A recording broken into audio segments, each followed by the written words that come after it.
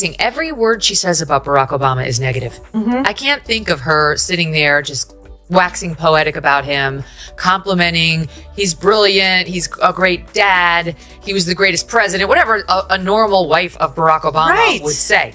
Every time she opines, it's something that reflects poorly on him, how he's insensitive, how he's not a talker, how he doesn't know how to relate to people, he doesn't keep the same schedule as she does, and now we're talking about you can have a Megyn Kelly didn't just critique Michelle Obama. She torched the carefully polished myth the media has worshipped for over a decade. In a savage dismantling, she stripped away the glossy magazine covers, the rehearsed speeches, and the billionaire lifestyle dressed up as relatability, every so-called heartfelt story. Every perfectly staged smile got exposed as PR engineering. This wasn't polite commentary or gentle pushback. It was a ruthless takedown that shattered Michelle's untouchable aura and left her brand dangling by a thread. Still just as bitter as ever.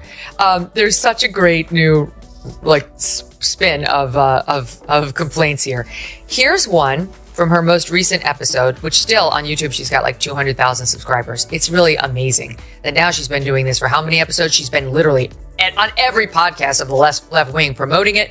And that's still all she's managed to. For years, the press has treated Michelle like political royalty. A modern queen whose every move is greeted with applause no matter how staged or self-serving. But Megyn Kelly had zero tolerance for the theater she wasn't there to add. Another soft-focused puff piece. She went straight at the glossy covers and Instagram-ready sound bites to expose the reality underneath, and once the shine was stripped away, it wasn't pretty. On a podcast called Diary of a CEO. It's kind of rings a bell like a founder kind of situation.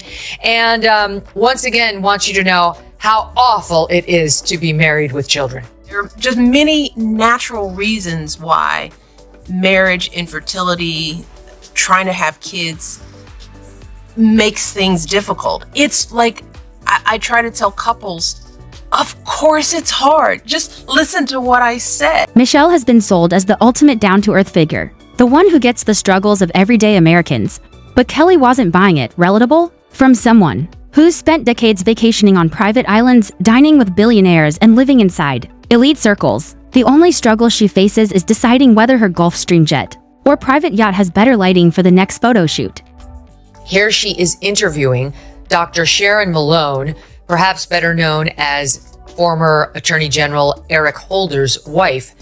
And therein lies the problem, as these two ladies, married to two very famous men, are pissed that they are not the alpha in terms of popularity and recognition. Then Kelly yanked the curtain on Michelle's activism. The kind that photographs well but evaporates the second the cameras stop rolling. The Let's Move campaign was billed as a revolution, but quickly collapsed into bureaucratic nonsense. Bland school lunches and a PR victory lap that dodged real issues. Kelly cast it as the perfect symbol of Michelle's career: big gestures, minimal results, dressed up as historic accomplishments. It's probably, if you're having some issues in your marriage, it's not you, it's the process of marriage. It's just all hard, because guess what happens when it all works out right? You know what you end up with? Babies. Little people with their own sense of everything. They mess you up. You love them dearly, but they're a hassle. What? I mean, there's something wrong with this person. Like, she's seriously depressed. She has the most negative, dark outlook on life I've ever heard from a public figure. Certainly one who's been given so. Next came the book empire. Michelle's memoir was hyped as raw and unfiltered, but Kelly shredded it as a corporate branding manual disguised as confession. Every revelation was carefully staged, every anecdote polished until it sounded like a Pinterest quote, and the media swallowed it whole, not because it told new truths, but because her image has been treated like a sacred relic no one is allowed to question. Now, Barack's come in, he's come out, and he's like, y'all still talking? He'll sit down for 5 minutes, be like, how are the boys? And the flip side of my husband, right? Because he golfs. And golfing takes as long as the first session of our, it takes 5 hours to golf. He'll golf with his buddies, come back, and be like, how's X? He's good. It's like, what'd y'all talk about? Nothing. Okay. So can I just say, she stole that from a comedian who's all over Instagram. That little bit is all over Instagram. Forgive me, I can't remember the guy's name, but he does this whole bit about how he goes golfing with a guy whose wife just died, and he comes home, and the wife's like, how's he doing? Fine. Well, how would Kelly then drilled into the hypocrisy. Michelle preaches humility and service while cashing multi-million-dollar speaking checks, signing Netflix mega deals, and packing stadium tours like a pop star. Kelly didn't just call it contradictory. She called it insulting, and behind the curtain, Michelle plays shadow politics, denying any ambition to run while keeping herself at the center of the national conversation. Her career isn't about empowering the powerless. It's about protecting elite power structures while turning her image into a luxury brand. The fashion spreads, gala photos, and curated feeds aren't leadership, they're celebrity culture sold as moral authority. Obama, listen to this. And at this phase of my life, I'm in therapy right now because I'm transitioning. You know, I'm 60 years old. I've finished a really hard thing in my life with my family intact. I'm an empty nester. My girls are in, you know, they've been launched. And now for the first time, as I've said before, every choice that I'm making is completely mine. I now don't have the excuse of, well, my kids need this or my husband needs that or the country needs that.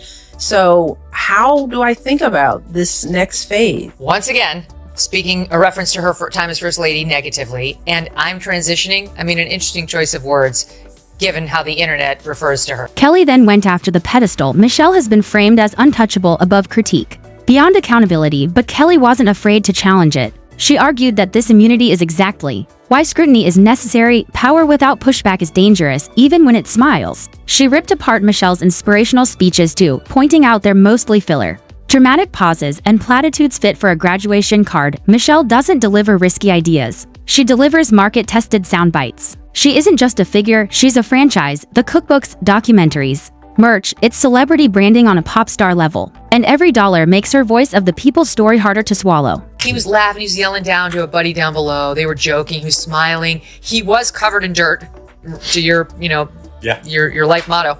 And I thought, look at this guy in this dark, dank, smelly, dirty place with lots of danger. Not just this cherry picker, but also the live rail that he's working on, all the wires, having a great time. And then you look at her, and she's still, they have to be billionaires by now. Sure. Out on the yachts, the Martha's Vineyard, $22 million estate, totally thriving young daughters who went to Harvard and USC. It's never going to be good enough.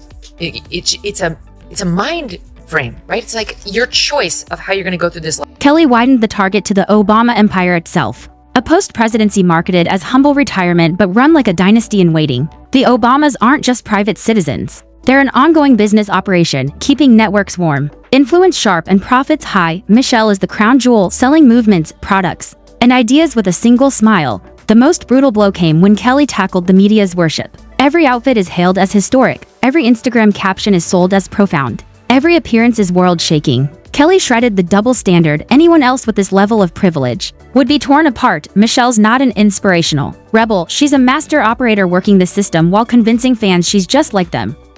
I think that's a very unhealthy position to take or to advise other people to gut it out for 10 years of misery. I mean, first of all, what that would do to you physically alone, I would never want to sign up for that. And secondly, does she not realize that by talking shit about her partner of decades, first Black president of the United States, she's talking shit about herself?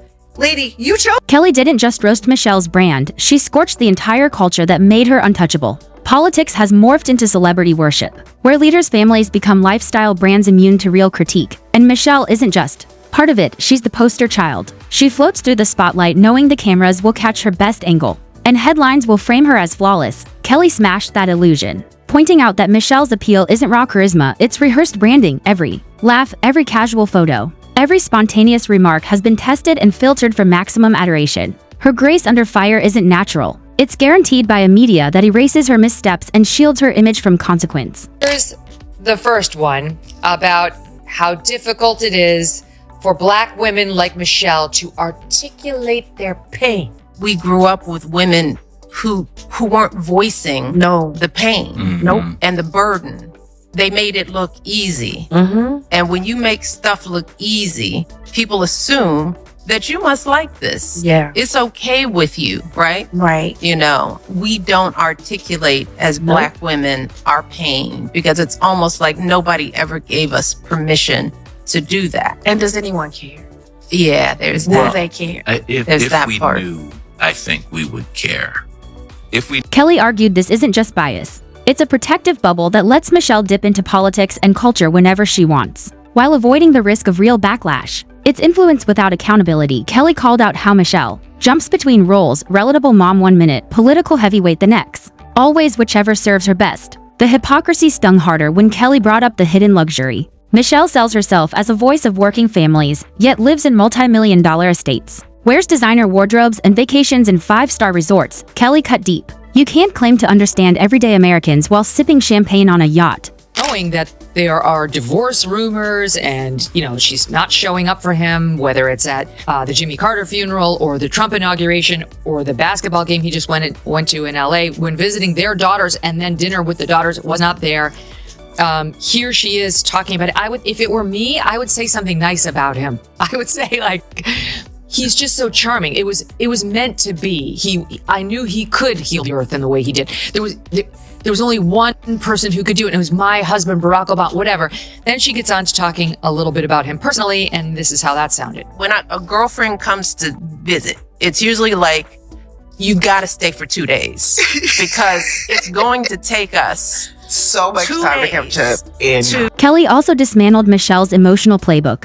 Every speech is laced with personal anecdotes and just the right vulnerability to draw people in. Before pivoting to moral lessons that always prop up her brand, Kelly dubbed it sentimental. Scaffolding, stories that hold up a message without ever building anything real. Effective, yes. Honest, no. Michelle avoids hard solutions because they'd cost her universal applause. And then came the Netflix deal. Spun as noble storytelling, but really a power move to cement the Obamas as Hollywood moguls. Kelly pounced on the hypocrisy to people who bashed corporate greed. Now cashing in like corporate titans, it's not about telling untold stories, it's about controlling the narrative. Michelle's glow is also fueled by nostalgia, a media fantasy that paints her White House years as flawless. Kelly reminded viewers that image is manufactured. If we knew. Or, yeah, and we have to ask ourselves, the men in our lives is, why wait to be asked? What do you mean? It seems like what we go through is pretty obvious. I mean, maybe we're not complaining, but we're actually living life out loud. This is the perfect soundbite after the discussion we just had about how the left looks at everything through this identity. You could say prism. You could also say prison, where she's talking about how women aren't allowed to articulate their pain, about how they just suck it up. They don't show that. As if men never do that. Men are known, aren't they, for articulating their pain? That's what you think of when you think of man, traditionally. Finally, Kelly obliterated the myth of perfection. Every presidency has controversies. But Michelle's image is so heavily curated they seem to vanish. Behind her influence is a machine of outlets, influencers, and allies amplifying her every word. That's not grassroots, it's top-down marketing disguised as inspiration. Kelly noted how Michelle times her appearances to match elections, infighting, or big political battles. That's not coincidence, it's strategy. Michelle's rise is often sold as grit and hustle from humble beginnings, but Kelly reminded the public that elite schools, powerful networks, and strategic alliances paved her way. The struggle story is only half the truth. The other half is privilege most Americans will never know.